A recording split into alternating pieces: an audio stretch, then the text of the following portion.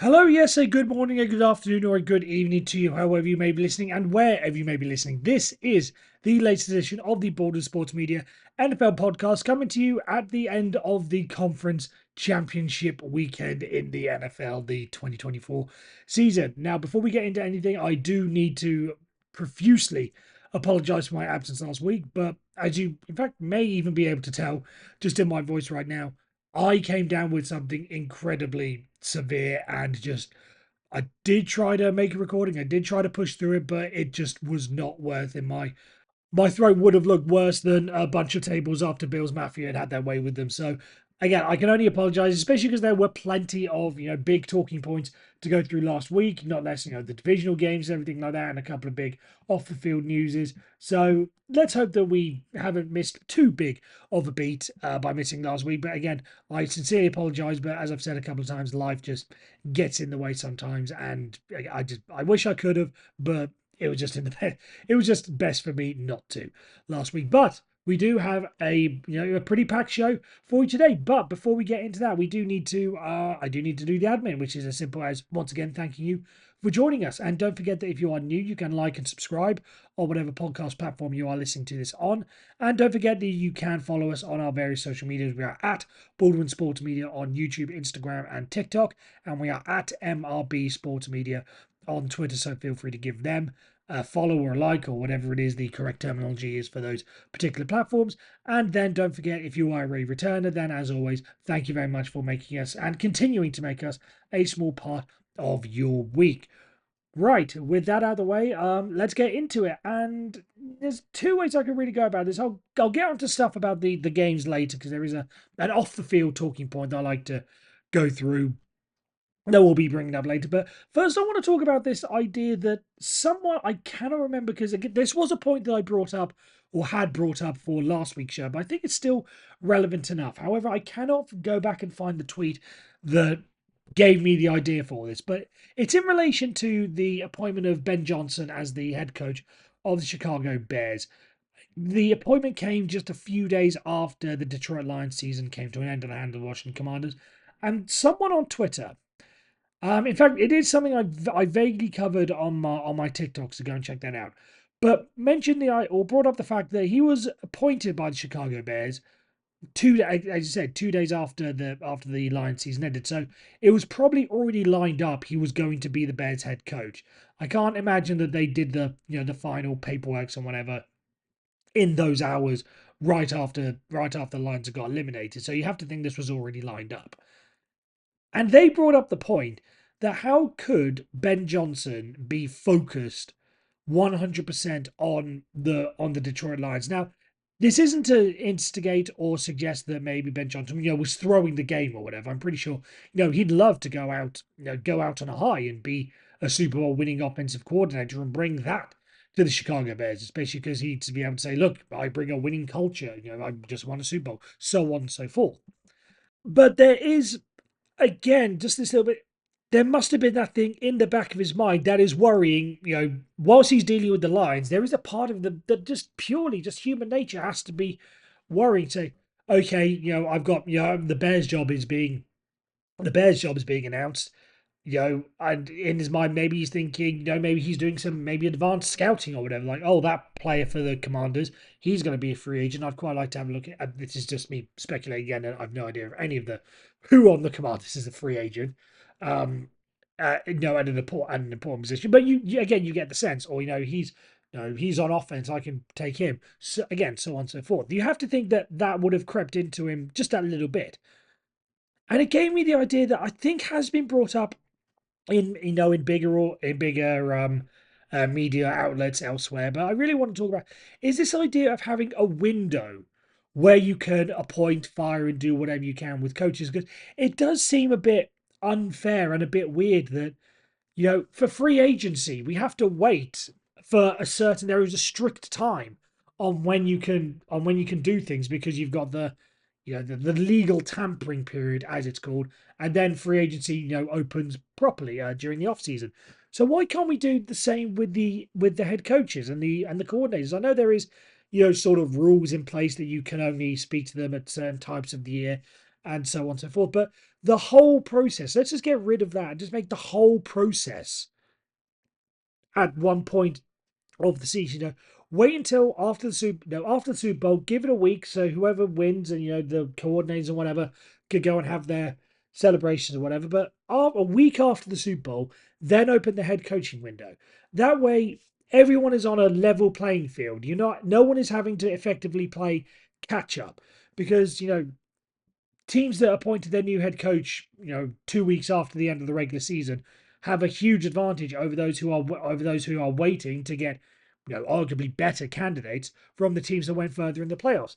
Now we have this. Now we would have this system where again, week after the Super Bowl, basically everyone then is up for grabs is and everyone is hard. Now I get that would create the disadvantage, as it were, that if we wait until mid-February for a new team to appoint their head coach, there will be that little bit of a disadvantage compared to those who are returning their head coaches and coordinators.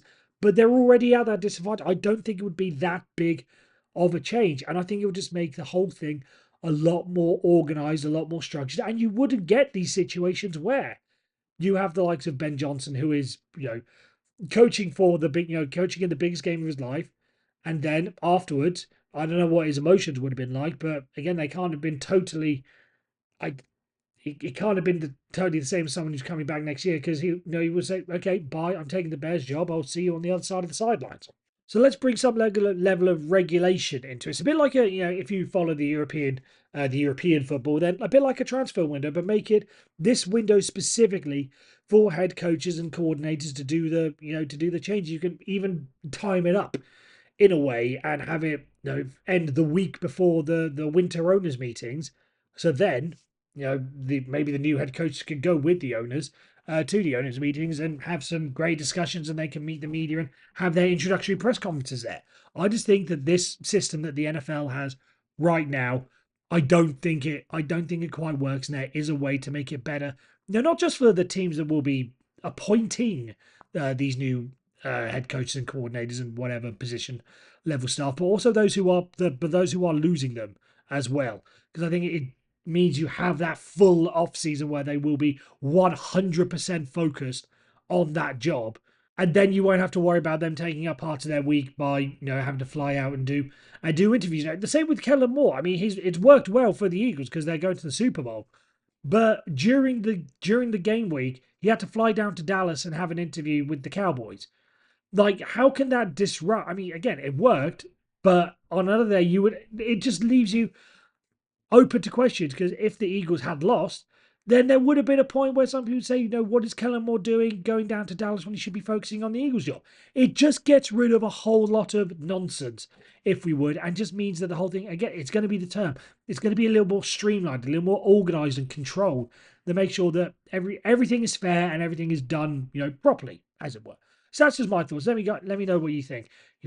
Leave a comment down below, or reach out to me on the social medias if you have any thoughts on what I have just said. And with that, we move on to the second topic of the day, which does touch slightly on what happened over the weekend. You could sort of count this in my wraparound if you want, because I do just want to talk on two individual points when it comes to the two games. I'm not going to break down the games in detail, but there's one point from each game that I just want to touch on. I'll start with the game that came first, and that is the tush push situation and the I will go out and say it, the farcicalness of the Eagles tush push down by the goal line that went through multiple penalties, multiple attempts, and we had the issue with the referee saying if Washington continues to do this, then they can just award the penalty, which no, they can award the touchdown rather by virtue of penalty, which I will admit I sort of knew was a thing. I'd known about it falls under, as people explained on social media, it falls under the palpably unfair act, which I always thought was basically made for a situation where, say, someone is running through, a Saquon Barkley run from midfield, no one is touching him, but the lights in the stadium go out, say, but the referees have to stop the play because obviously they can't see anything. But they assume that he would have gone on to score, so they give 6 points. Or there's a field goal, and as it approaches the goals, it hits a bird, and the bird knocks it off course. the two umpires or the referees look at each other and say that probably would have gone in. We'll give the 3 points. I knew it was made for that sort of scenario. I didn't know that it was made for penalties, repeat penalties, multiple chances jumping off sides, all that sort of stuff. However, I will say I think this is a moment that I think is going to hurt the tush push and its case when it comes to the rules committee, because I want to put on record I am not in favour of banning the tush push. I'm not one of these people that thinks, oh, it's a horrible play, it's not football, it looks more like rugby or whatever. I don't buy into that for a couple of reasons. First, if you look at what, people say who it's not a football play, go back and look at what football was back in the 1930s and 40s. It is exactly what football was. And the second thing is, it's a great play. Again, they found not necessarily a loophole, but they found a great play that works exactly for them. Go on, do it. Keep doing it. I'm not going to complain. Again, it's your job. It's your job to stop it rather than stop it from happening. Legally, stop it on the field rather than off the field. I think that's the best way to put it. So I'm pro tush push in the way. However, all this talk about possibly they're going to ban it or they're going to make alterations so you can't do certain things with it. This incident down at the goal line, I don't think is going to help its case when it comes round to, because I don't want to see that situation. Because I'll admit, once they got down to the goal line, that situation, I went to the kitchen because I knew exactly what's going to happen in this moment. Just how successful it is for the Eagles. They're going to score the touchdown. Fine, let's get myself another drink. I went and got my another drink, got some food, so I came back and the play was still going on because of the repeat penalties and everything like that. I just think in this situation that is gonna be an incident where they say, right, we cannot be having this go on. So we need to do something to stop. And again, I don't think they will ban the tush push in a sense, but I think they will do whatever they can to like limit it or change it, which I don't want, but this will be seen as Exhibit A because we cannot, again, as much as I'm pro tush push, we cannot be going through scenarios like that again where you have, again, down to the goal line, people just going with reckless abandon. Now, maybe just that threat of what the referee said of knowing that, okay, we can award a touchdown by virtue of penalty. Maybe they will just keep enforcing that. And maybe that will be enough to, stop the defending teams from doing something about it. But I just think that incident is going to be brought up and is going to be seen as a right. We need to do something because we can't be doing this again. And on the subject of short yardage situations, the Josh Allen situation with the with the sneak and whether or not he crossed the line. I am going to join in. It's been said multiple places, but I'm going to join in and give my thoughts on it as well. I do think the NFL does need to do a hell of a lot better job when it comes to ball tracking and whether or not it's crossed up, because this is something that it is so important and has become maybe even with parts of the tush push, it has become such an integral part of the game. You can make the argument, previously that it's just one incident in a game. Anyone should be able to get 1 yard, but it has become so important these last few inches in drives like this. You cannot leave it up to chance or human interpretation because, as Mike Florio has said and explained, if you look at the footage of the incidents, there are two referees coming in, two line judges coming in. They're both at different angles and they both had different spots. So it's not an exact science. It's a sort of, I don't want to say guesswork, but it's not an exact science. But in a situation like that, you do need it to be exact. So I think there does need to be technology brought in. Exactly what that's going to be, I don't know. Whether it's going to be, a chip in the ball, or if there's going to, more cameras, or if I don't have the idea off the top of my head. But we just cannot go on with a situation like this. I thought change would have come in a couple of years ago when we had Gene Steratore with the with the index card doing measurement to the measurement to that. It was a Sunday. It was a Sunday night game. I think it was in not Las Vegas because they weren't playing there. It was in Oakland at the time. But he brought the index card out to measure it, to confirm the first down or whatever, or to confirm it was short. I forget which one it was. But whenever that happened, I thought that was going to be the moment where they say, right, we need to do a much better job of controlling this. And yet they still haven't. And the fact that it happened in a conference championship game, against Patrick Mahomes, we've seen that Chiefs Bills games can impact rule changes in the past. The 13-second game, that was the one that basically changed the rule to say, right, in the postseason everyone gets a possession of the ball. Regardless of if they go down and score a touchdown. So we have seen that changes have been enacted in the past as a result of Chiefs Bills in the postseason. So hopefully this will do the same as well, because again, there will come a time when your team comes afoul of it, and again, you may be a little bit more standoffish to it now, but in the future, you are going to want that. You are going to want that final inch to make sure that it is the correct inch and not something that is going to end up costing you your entire season. So yeah, I don't think it's not going to happen this off season, but I think the change is going to start rolling in, and people are going to you know the NFL is going to this offseason say, right, we need to fix it. It may come in 2 years' time, it may come in 5 years' time, but I think the change in that situation is on the way.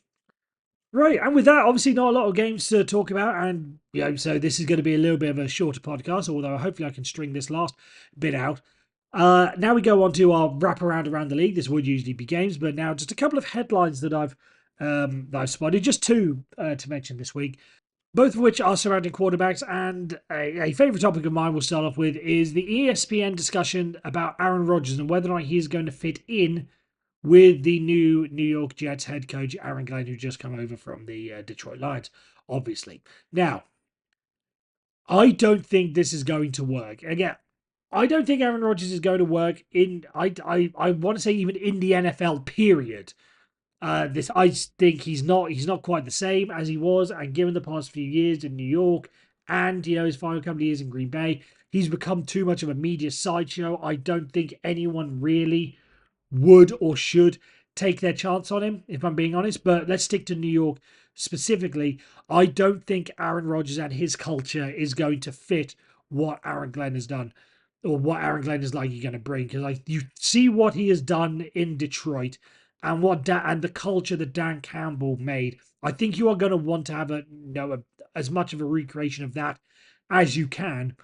And I don't think Aaron Rodgers fits in with that sort of mindset. I don't think he's as competitive or aggressive as Dan Campbell and the coaching staff make themselves out to be. Competitive. The fact he missed so much of preseason and mini camps, all that sort of stuff, shows you is he really into it. I don't think that the Dan Campbell mode of play is something that you can really do with Aaron Rodgers' mindset and also I think his ability at this point. So is Aaron Rodgers going to work in New York? I don't think so. Is he going to work elsewhere around the NFL? I also don't think so. But we'll wait and see. Someone somewhere is bound to take their chance on him, because again, if he thinks he can still play, he probably has enough of a sway to make some sort of case. I don't necessarily think it's going to be a winning case, but we'll wait and see. But I personally think we may have seen the last of Aaron Rodgers in the NFL. And the second one surrounds the Pittsburgh Steelers and their quarterback situation, and the comments from Art Rooney II, the owner of the team, basically saying it without saying it. Justin Fields is going to be the starter next year, because he said basically he doesn't think it's likely they're going to bring both Russell Wilson and Justin Fields back.